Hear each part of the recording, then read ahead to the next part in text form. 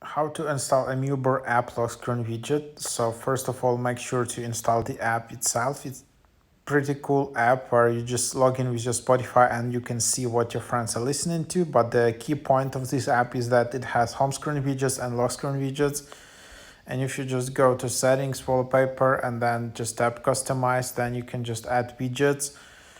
And then here you can just see like MUBR, and then that's how you install it. Tap or drag to add the widget. So just tap on the widget, and then you will instantly see like that your friend listened this song by this artist recently, and then it probably will switch among different friends.